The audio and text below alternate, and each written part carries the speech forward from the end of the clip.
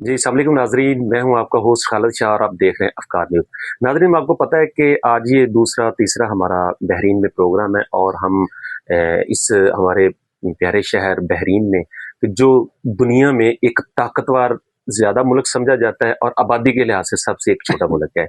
यह हमारी जो पाकिस्तानी कम्युनिटी है, तो कुछ कम्युनिटी तो ऐसी है कि जो बस सिर्फ अपनी हसूल रिज़्क़ के लिए आई है और बस वो रोटी की हद तक है।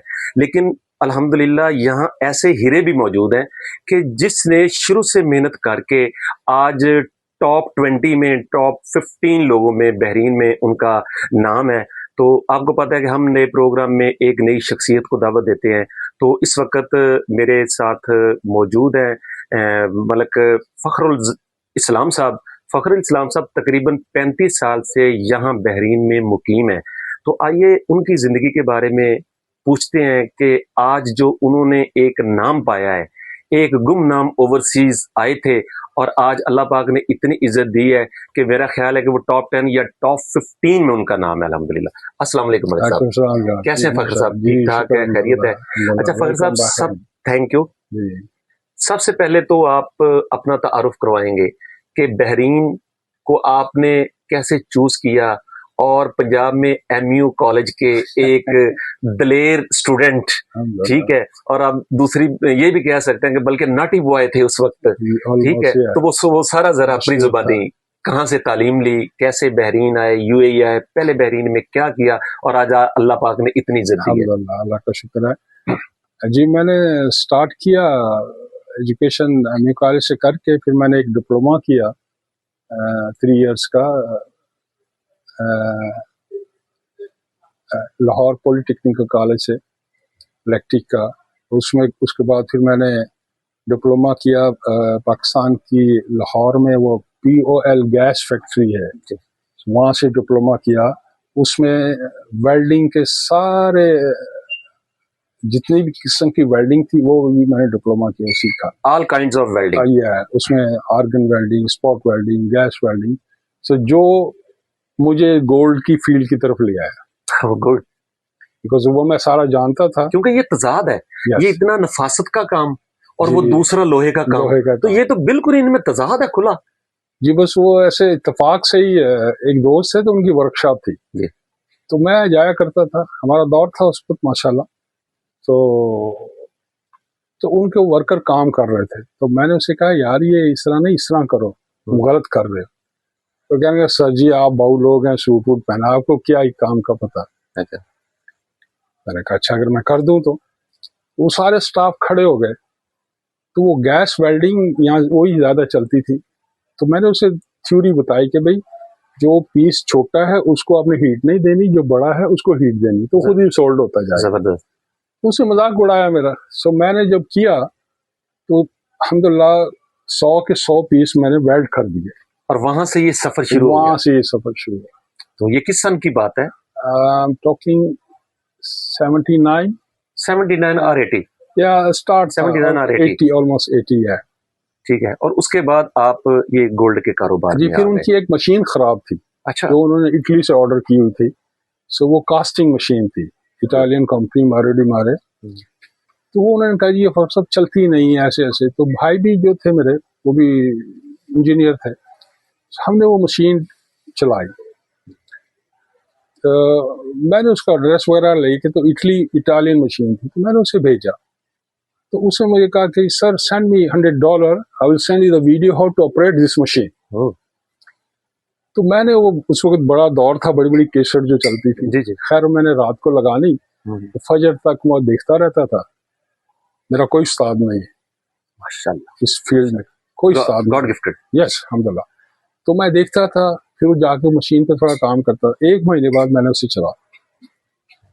तो जो फैक्ट्री का मालिक था उसने कहा साहब इस तरह करें ना आप, ये मुझे कास्ट कर दिया करें, तो जो आपका चार्ज होगा मैं दे दिया करूँ। मैं कहा फन। तो वहां से मैंने, वहां से आपका ये स्टार्ट हुआ। बातें बहुत लंबी हैं। देन आई प्लान कि कल को मेरी भी मशीन हो। और एक दौर आया कि इटालियन कंपनी के हम सोलर एजेंट थे बहरीन। जबरदस्त। मलिक साहब, सुना है कि आप इससे पहले यूएई भी रहे हैं, यूएई में भी आपने अपनी खिदमात सर अंजाम दी हैं और उसके बाद आप बहरीन आ गए हैं। تو بحرین اور یوئی میں آپ بزنس کے حوالے سے اس کو کیسے دیکھتے اچھا ہیں؟ وہ دور تھا اس وقت دبئی نہیں تھا. ٹھیک ہے. اس وقت دبئی تو بہت پیچھے تھا. راس الخیمہ میں میری بڑی سسٹر تھی تو وہاں پھرتا رہا میں, شارجہ, راس الخیمہ, دبئی, پھر میں سعودیہ گیا. سو اللہ تعالیٰ نے یہاں لکھا ہوا تھا رزق, یہاں مجھے اچھے لگے, لوگ عزت دار تھے, عزت کرتے تھے, سو مجھے پسند آیا. اچھا سر, کچھ پاکستانی کمیونٹی جو ہے آل اوور دا ورلڈ میں, تو ان کے ماں باپ ان کو باہر بھیجتے ہیں, ایون کہ آپ کو پتہ you know very well about this question کہ قرض لے کے, بہنوں کے گہنے بیچ کے وہ لوگ باہر آتے ہیں, لیکن جس طرح وہ وہاں محنت کر کے باہر سے اپنے گھر سے باہر والے ملک کسی بھی ملک میں چلے جاتے ہیں, کسی خلیجی ممالک میں, تو لیکن اس میں بہت کم تعداد لائک یو ایسی ہوتی ہے کہ جو بہت زیادہ کامیاب ہو جاتے ہیں, تو ورنہ وہ 10-12 سال سے وہیں کے وہیں ہیں. اس میں کیا ایک لاجک ہے؟ سب سے بڑی ایمانداری. ٹھیک ہے. جب کسی بھی کام کو آپ ایمانداری سے نہیں کریں گے اللہ تعالیٰ کی برکت نہیں ہوتی. دوسری ماں باپ کی دعائیں. اور سیکنڈلی میں نے اور یہاں آبزرویشن کی ہے, یہاں نیپالین ہے, انڈین ہے, تو ان کے جو ویجز ہیں وہ پاکستانی لوگوں سے زیادہ ہیں, ان کی تنخواہ جو ہے وہ ڈن نہیں ہے. اسی پہ ایک جے ٹی سی کی میں ابھی ذکر کر رہا تھا, جوائنٹ ٹیکنیکل کمیٹی بنائی گئی تھی جس میں 2014 کے بعد 7 سال ہماری گورنمنٹ نے 7 سال کے بعد ان کی ایک میٹنگ رکھی.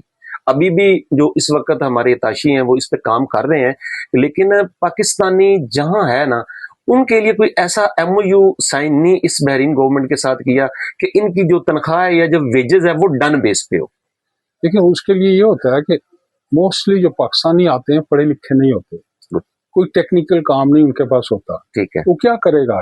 لیبر کا کام کرے گا, حمالی کرے گا, کوئی ٹیکنیشین ہے یا کوئی میسن ہے یا ورکر اس کے پیچھے کام. اکارڈنگ ٹو لیبر ریٹ تو پھر ان کو ٹھیک مل رہا ہے. تو لیبر ریٹ ٹھیک ہے. اگر وہاں سے اکثر ہم لوگوں نے 2013 میں ایم او یو سائن کیا تھا کراچی میں, سو ہماری میٹنگز بھی ہوئی, تو میں نے کہا یار پڑھے لکھے لوگ بھیجو, انسٹیٹیوٹ بناؤ, کم سے کم جو آئے باہر تھوڑی بہت انگلش 10 تک تو پڑھا ہو, کنورسیشن تو ہونی چاہیے نا کسی, اور پھر کوئی نہ کوئی ٹیکنیکل اس کے پاس ہونا چاہیے کام. ٹیکنیکل ہینڈ کے بغیر باہر نہیں آنا چاہیے, ورنہ آپ جتنا مرضی پڑھے لکھے ہیں تو وہ آپ ایک لیبر کی حیثیت سے ہی کام کریں گے. اچھا ملک صاحب, اوورسیز جتنے بھی ہمارے پورے خلیجی ممالک میں رہتے ہیں یا یورپ میں بھی رہتے ہیں, ہمیشہ کے لیے پاکستان تو ان کا دل ہے اور دھڑکتا ہے, ہر دھڑکن کے ساتھ دھڑکتا ہے. تو اوورسیز بہت بڑی تعداد میں زر مبادلہ اپنے ملک کو بھیجتے ہیں. تو آیا کہ جس طرح آپ اپنے ملک کے لیے رسپیکٹ, اس کے لیے نیشنل انٹرسٹ کا خیال کرتے ہیں, تو کیا ملک بھی پاکستان اوورسیز کے لیے وہی رسپیکٹ دیتا ہے؟ میں نے نہیں دیکھا. اکثر پرابلمز ہی ہوتی ہیں. ہر بندہ جو ہے, ہمارے کچھ دوست گئے, انہوں نے گیس فیکٹری لگائی کراچی میں. ٹھیک ہے. سیاسی بات ہو جائے گی, کوئی بات. تو ان کے لیے پرابلم ہو گئی. جب لائسنس لیا تو زرداری صاحب نے کہا جی 10% میرے میں اس میں میرا حصہ رکھو.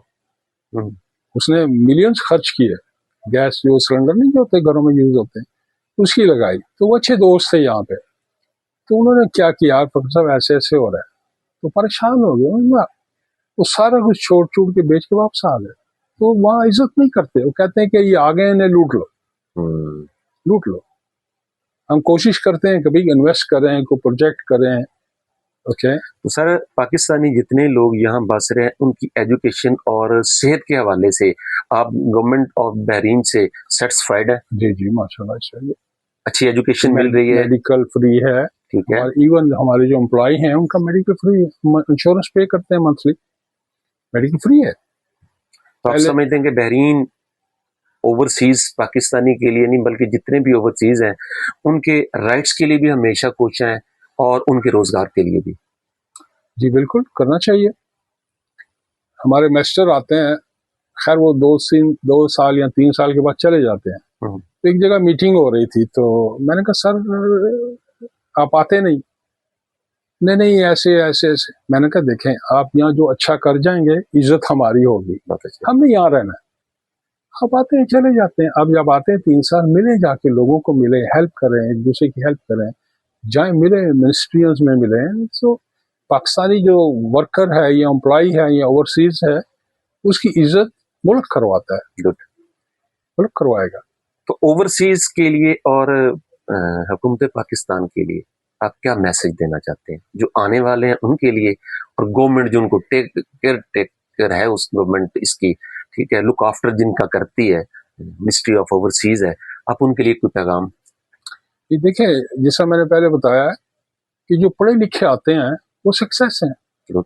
अभी आईटी जो काफी पाकिस्तानी हैं, हमारे एक दोस्त हैं, उनकी कंपनी है आईटी के हवाले से, और ये उसमें कोई 12 पाकिस्तानी है इंजीनियर जो हैं। जैसे उनकी सैलरी आप बिलीव नहीं करेंगे, 2000 दिनार सैलरी है पाकिस्तानी आदमी, कितने लाख बन जाते हैं। सो जो पढ़े लिखे आते हैं, स्किल आती है, उसके लिए हर चीज विदाउट स्किल नहीं आना चाहिए, नहीं आना चाहिए। विदाउट स्किल जो है तो समझ लें कि वो अपने वहीं बैठ के कोई मेहनत मजदूरी कर ले, ताकि वो अपने घर वालों को भी प्रॉब्लम में ना करे और खुद भी ना। बहुत शुक्रिया मलिक साहब, आपका कीमती वक्त देने था। ये फखर इस्लाम साहब से हमारी बात हो रही थी और उन्होंने कहा कि हुकूमत पाकिस्तान से भी मैं ये रिक्वेस्ट करता हूं कि कम से कम जो आने वाले लोग हैं या जो डिमांड्स मंगवाते हैं तो ऐसे टेक्निकल लेबर को भेजा करें जो अपना भी मुस्तकबिल अच्छा बना सके और अपने मुल्क का नाम भी रोशन कर सके। तो आपके खालिद शाह को इजाजत दीजिए।